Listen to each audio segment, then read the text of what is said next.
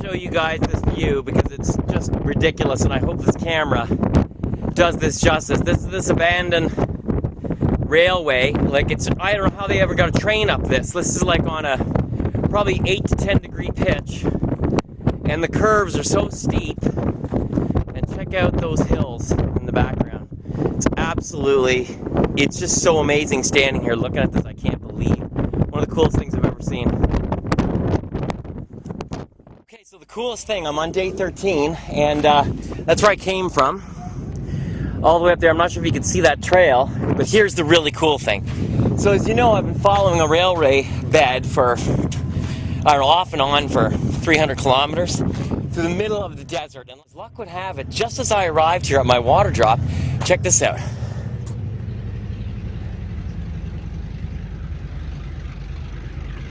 The train's coming. It's very exciting. I love trains. So does my daughter Mia. She loves trains. She loves the Wakefield train where we live. And Thomas the train, of course. All parents out there, you know what I'm talking about. So I'm gonna get an area. Check it out.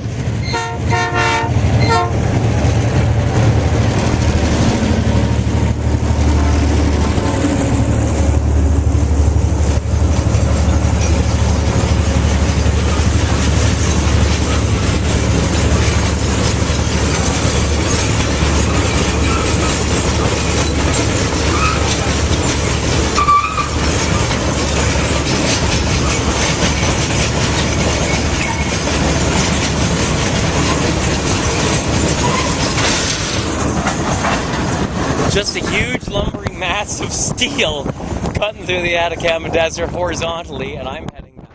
Okay, so I'm heading out now. Bob's going to join me for the last bit of today's run. I don't know if you can tell right now, but the wind is absolutely insane. I'm at 41K for the day, and it's been intensely hot, lots of wind, and hoping to get another 20 in this wind. I'm not sure it's going to be running at a snail's pace, just to...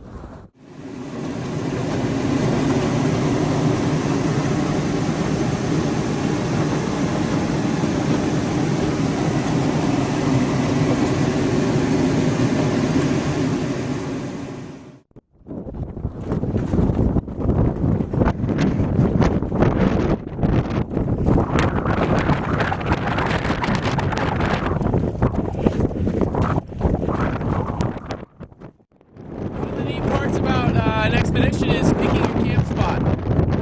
One of the things that goes into picking your camping spot is the wind. So here, I'm going to turn the camera around so you can feel the wind. So we get to set up and eat for the rest of the night in this. I'm sure it's going to be blissful.